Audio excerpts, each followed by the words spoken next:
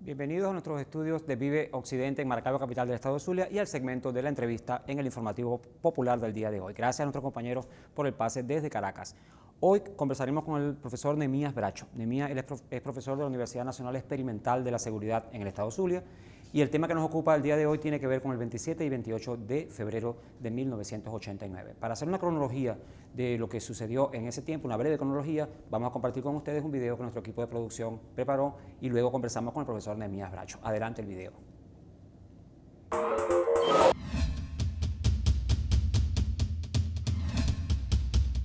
Ese 23 de enero, quien derroca a la dictadura de Marcos Pérez Jiménez fue el pueblo venezolano. Y allí se aprovecharon unos líderes conocidos por todos como Rómulo Betancourt, Jovito Villalba, Rafael Caldera, y en ese momento se crea una junta cívico-militar, crean el punto fijismo. Y allí el pueblo pues fue acumulando descontento, y aunado a esto pues en esa conchupancia de Acción Democrática y COPEI, vuelve a ganar las elecciones Carlos Andrés Pérez, anuncia las medidas drásticas del Fondo Monetario Internacional, hasta dónde llegaba ya la angustia de un pueblo que al anunciar Carlos Andrés Pérez, nada más y nada menos que el incremento de la gasolina, justamente era lo que le faltaba al pueblo. Gasolina. El pueblo se incendió con esa gasolina y allí se dio el famoso Caracazo, que fue reprimido a punta de fusil.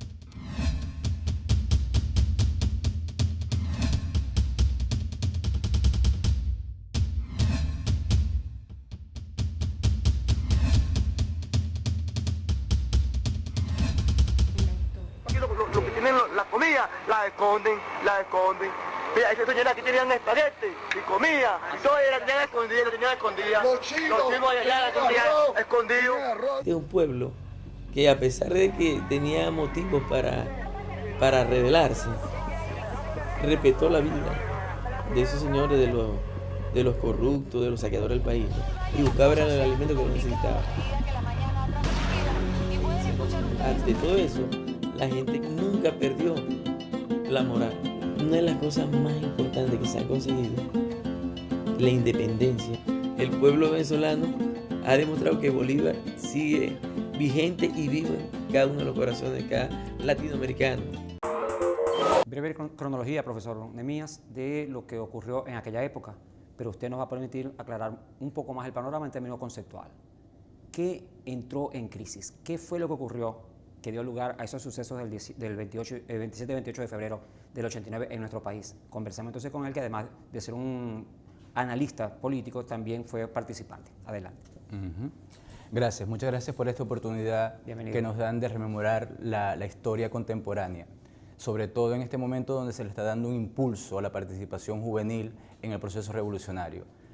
En el 89 hubo un quiebre del neoliberalismo, ¿bien? Y en nuestro país se venía sintiendo con dureza a partir de los gobiernos cómplices de ADE y COPEI. Y en ese momento el presidente de entonces, Carlos Andrés Pérez, nos hizo sentir el dolor de las concesiones que él le estaba dando al imperialismo norteamericano de aquel entonces.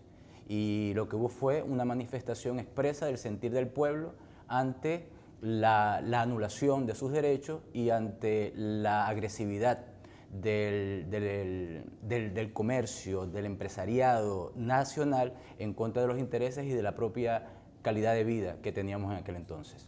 Exactamente, ¿qué acción del imperialismo, del neoliberalismo, es decir, de lo que significa el concepto neoliberalismo, que hoy nuevamente se está retomando como una opción para nuestros países? ¿Qué exactamente entró en crisis? En aquel entonces se comenzó la supresión de los derechos sociales y económicos que se habían logrado basados en la lucha que el pueblo había mantenido por los resquicios que el sistema que aquí llamamos el pacto de punto fijo nos permitía. ¿Bien?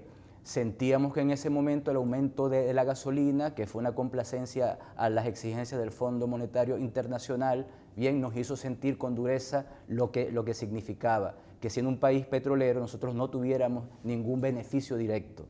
Eso, por supuesto, repercutió en las fedecámaras de entonces, al igual que la de ahora, en sus ansias de ganancia, que vieron la oportunidad de inflar los precios de los bienes y servicios al que el pueblo tenía acceso, y se dispararon también abrumadoramente esos precios, originando en el pueblo la desesperación causada por la imposibilidad de acceder a esos bienes y servicios que entre la comida, el transporte y los insumos médicos nos estaban haciendo padecer una crisis que suponíamos innecesaria, sobre todo porque veníamos de una bonanza en los precios petroleros. Correcto. Que entonces nos resultaba inexplicable cómo, vendiendo el petróleo a un mejor precio, el pueblo de este país petrolero, que vive y subsiste aún de la renta petrolera, no sentía ningún beneficio.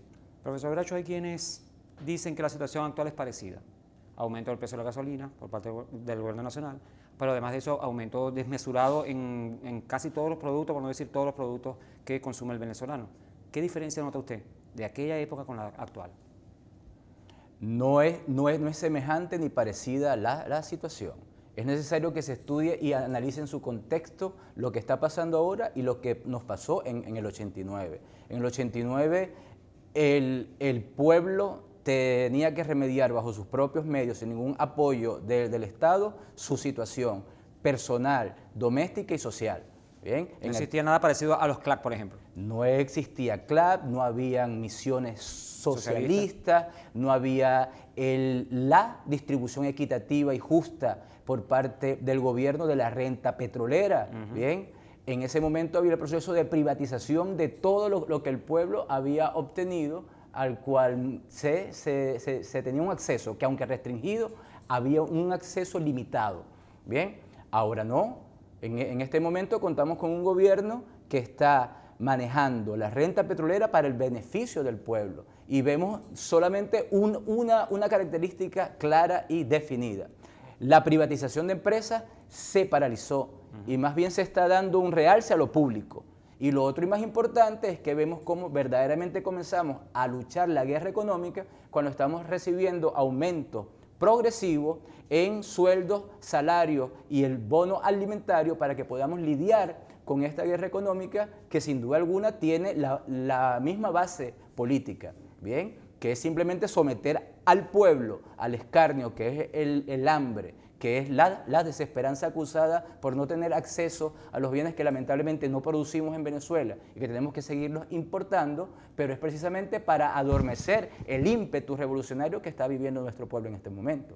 Así que no es lo mismo ni es igual. ¿Y los niveles de conciencia del pueblo, profesor Bracho, en aquel tiempo al tiempo actual?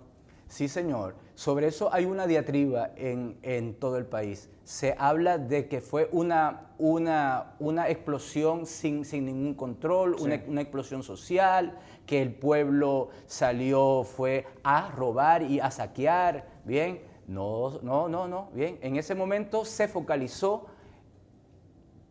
la iniciativa que tomó el pueblo ante quien los agredía directamente. En ese momento, los supermercados Victoria, los supermercados Cada, las cadenas que vendían electrodomésticos, ese fue el blanco del pueblo que salió enardecido a obtener lo que se le estaba quitando, ¿bien? Y esas cadenas verdaderamente venían expoliando a nuestro pueblo desde los alimentos hasta los bienes con los que podemos tener nuestra vida más o menos holgada. Así que fue focalizada, había un movimiento social en Venezuela organizado, que sí es cierto que venía latente desde la lucha guerrillera del 60 y el 70, bien, se estaba en los barrios haciendo el trabajo de organización y de conciencia.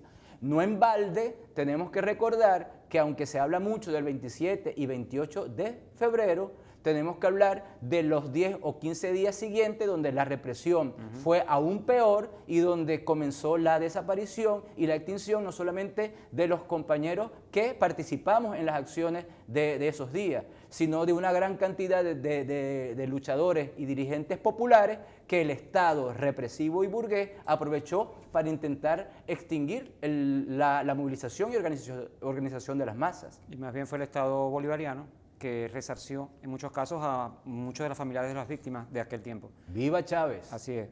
Y tuvimos un ejemplo precisamente de una diferencia entre un gobierno popular, un gobierno que tiene orientación socialista, y un gobierno que era claramente neoliberal y que, por supuesto, era totalmente impopular. No había aumentos de salario, como usted lo decía, por el contrario, aumentaban los precios de los productos, pero la clase trabajadora no tenía ni una compensación por vía de los salarios, y mucho menos por vía de programas como los CLAP, por ejemplo. Permíteme decir, Adelante. como los CLAD y como la red de transporte público que de calidad el gobierno está brindando ahora para evitar que el transporte privado que presta servicio público también nos agreda con el aumento continuo y desmesurado de los pasajes. Queremos darle las gracias, profesor, por habernos hecho Gracias, hoy el honor de estar con nosotros, y a todos ustedes, por supuesto, invitarlos a que sigan con la excelente programación que les brinda Vive, y en particular nuestro informativo popular, notas de prensa, reportajes y documentales que muestran cómo se viene organizando el poder popular para generar la patria socialista. Damos nuevamente entonces el pase a nuestros estudios en Caracas. Adelante, compañeros.